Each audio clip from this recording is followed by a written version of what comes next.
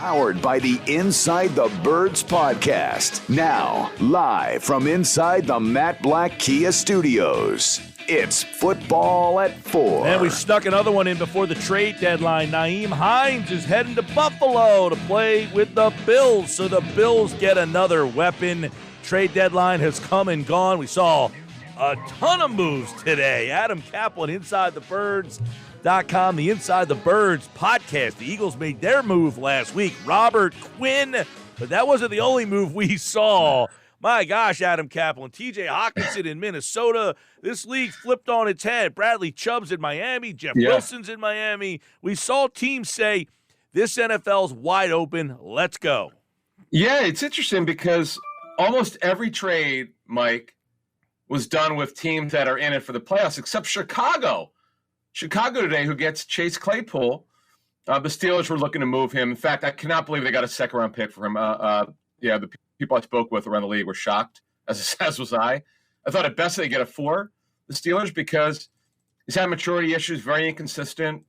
But, hey, they had value. I wonder if there were other teams involved that pushed the value up, like Green Bay. Green Bay did not make a trade for a receiver. That was surprising. But, yeah, this is the trade deadline in the NFL, Mike, is changed completely. 20 years ago when I first started covering the league, and probably up to about 5 or 6 years ago, unbelievably dull, boring, very few things got done. The last couple of years, more or less, you'll see 5 to 7 trades get done on trade deadline day. So that's what happened. And I'm glad you brought that up. Why is that? Are teams now valuing players over picks? I mean, did they see the Rams do this? They won the Super Bowl. Why are teams now saying, take my picks, give me the player? You got me there, Adam. Mike, you break it up. Can you hear me? I hear you fine. Yep, I got you. You got me? Oh, you're breaking up, so I could not hear what you said. I was asking about why teams are now more inclined to make trades, get players for picks. In the past, people hoard these picks, but the Rams last year, and now more teams are deciding, give me the player, you take the picks. Why? Here's why. They want to win a Super Bowl. Jobs are on the line. Head coaches' jobs are on the line. More importantly, GM's jobs are on the line. They've got a lot riding on it, and they want to win now. Whereas you said, Mike, for years, the old school GMs, Trent Baalke made a trade today, the GM of the Jaguars, although Doug Peterson, as I understand, has a lot of same personnel there. The old school guys, my friend Bill Polian, who I work with at ESPN, he rarely made trades. They believe this is the roster we drafted. We draft, develop, we supplement a little bit through free agency, but that's not the way the guys are doing it now. No, they're like, hey, listen, we want to win now. We're not so worried about our draft picks later. And the Rams, I really thought were going to make a trade. 4 of the 6 teams I predicted made a trade. The 2 did not. I'm very surprised the Rams did not make a trade today. I have to tell you, they were trying. They're trying to move Cam Akers, but they have issues on defense. They've got issues at receiver. They've got issues at running back. I guess they didn't make a trade. Wow, that was a surprising one. Yeah, and you mentioned, by the way, Jacksonville made a trade. They made it for Ridley, who's not even in the league. That. And real quick, I asked this earlier. If Ridley doesn't get in trouble, Adam, is A.J. Brown an Eagle? No, absolutely not. Right, Ridley. In fact, think about this one, Mike. This is how crazy the Eagles' luck has been, and I know they had a great offseason. Everything they seem to do works. So Calvin Ridley was going to be an Eagle, no doubt about it. But the Falcons did right by the Eagles. They spoke up and told them what happened, what they were dealing with. So the Eagles obviously backed off. That's similar to a report I had, Deion Jordan. Chip Kelly wanted Deion Jordan in the worst way from the Dolphins. Well, the Dolphins did the Eagles right and let them know that he was going to be suspended. So, and don't forget, they were hot.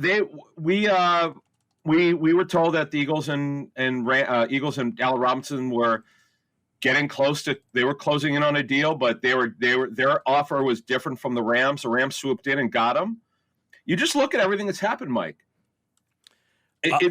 Everything has worked out. It's kind of like 27. They're not making mistakes on personnel. They're just not. They hit on everything.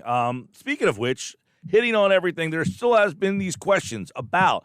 They haven't played a complete game. We haven't seen 4 quarters. Yeah. Was Sunday against Pittsburgh, Adam Caplan, their most complete game to date? I would say yes, but see, this is the thing I struggle with the Eagles. We had on Inside the Birds, we kind of went over their schedule and how easy it was to start this season. You just looked at the teams that they avoided playing because it's not their fault. I mean, they play who they play. That's the NFL makes the schedules out. But we were wondering, I picked the Eagles every game. I'm wondering when they're going to get tested. So, look, even when it was 7-7, I'm like, they're going to roll over this team. The Steelers' offense is discombobulated. They're very bad at corner. The Eagles did what we thought they would do, go after the corners. But the thing that bothers me, though, you talk about the complete game, Mike, it's close. Special teams, once again, onside kick, punts need to be better. You hope this doesn't cost them in the playoffs, because that's obviously when you get in the playoffs, the teams are better.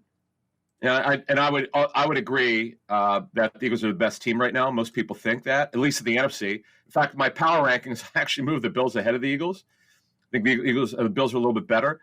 I think that the Bills are number one, Eagles are number two in both conferences. I just think Bills are slightly better than the Eagles because they have better special teams. That's one of the differences. Adam Caplan, Football at 4 from InsideTheBirds.com, the Inside the Birds podcast. What were some of the tweaks, the changes that we saw out of the bye? Remember, the Eagles had the bye. So what did they come out and put on display? I'll tell you what. We came into the game. Mosher asked me on our pregame show, okay, give me 3 things that you think the Eagles need to do. I said they better come out throwing the ball deep, get the shot play back in. If they didn't do it in that game, Mike, look, we're not fans. It's our job to be objective. But someone who covers this team locally, I know what they need to do. We understand the personnel there. You've got great personnel on offense. You've got a great offensive line, best in football. Throw the damn ball downfield. That's what they did. Now, the question is, we'll talk about the Texans in a couple of minutes. What's going to be the game plan? Is this just 1 week? Because we thought game plan-wise, you had to come out throwing against Pittsburgh because they're so bad at corner. And that proved to be correct, but they don't always do that. Although this has been a good staff in terms of taking advantage of matchups. They did it against Minnesota. They did it against Washington. Tried to do it against Detroit, but the problem was they blitzed the hell out of the Eagles, so they weren't ready for that in week 1. But I believe, and we'll see if I'm right, I believe when the matchup dictates it, they're going to do it. Now, this week against the Texans, there's one way to win it, and we'll get to that in a minute, but it doesn't mean you have to throw the ball like crazy coming out. Yeah, and I know that one of the things that we saw in this game is more shots down the field. How much of that did we see improvement from Jalen Hurts in the deep ball and taking the shots down the field and being able to have more trust? Shane Steichen having trust to call these plays for Hurts to take those shots. Mike, there's no doubt about it. I know it's a subjective evaluation, but I watch enough football. We'll ask Greg Cosell this, because on tomorrow night's show, and we'll ask Avant the same question. Is Hurts one of the best deep throwers in the game? I would say yes. He was not last year. It's really crazy how much he's improved.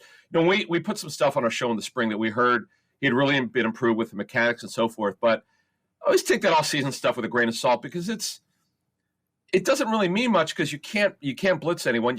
You really can't do much game planning, obviously, from a defensive standpoint. So let's see it in training camp.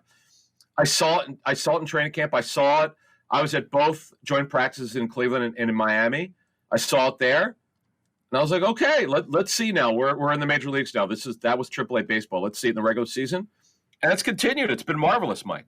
Yeah, I mean, Hurts. And look, I go back to Shane Steichen. How much is this him having confidence, him calling these, showing the confidence he has in his quarterback to call that? Yeah, Mike, let's call it like it is last year, okay? So we know Steichen took over the play calling midseason last year. I'm going to say it was that, although they got blown out at the Raiders, they took the air out of the football. They saw that Hurts could not handle a high volume of pass attempts per game, particularly in the first half. The way that you evaluate what a team is their first half play calls. Joe Banner taught me that when we worked together at ESPN. There's irrefutable data. It absolutely tells you what kind of team you are. They were coming out running in that Raiders game, and they didn't stop. And look, they have a great offensive line, but that's good coaching because they know Hurts couldn't handle it. They knew, based on their offseason and being around him and training him, how coachable he is and how he's picking up everything, that they thought they could open it up this year, and they have. And that's a tribute, obviously, to the coaches, Shane Steichen, Nick Sirianni, Brian Johnson, Kevin Patullo, all the guys I'm told are involved in game planning. And also to Howie Roseman, the general manager, for getting A.J. Brown as an absolute stud, who, and I know this is a bold statement, but I don't care. He's going to wind up, if he's healthy, being one of the best receivers in Eagles history. Moshe and I were fighting over Alshon and A.J. Brown this spring. I told him he's going to be wrong about that one.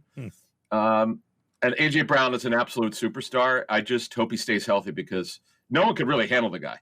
No, it's funny you say that because I was asked, I guess, on a show yesterday about this team and the 2017 team, and the first thing I said was, well, A.J. Brown is a better weapon than Alshon was, right? Oh, no doubt. Oh, gosh. Alshon was not fast. A.J. Brown actually runs pretty well. Yeah. Yeah, Alshon was an important player on that team, and he wasn't – he had a good year that year, but – after that, he started to wear down, and the injuries caught up to him. In 17, he was really good, but not this kind of good.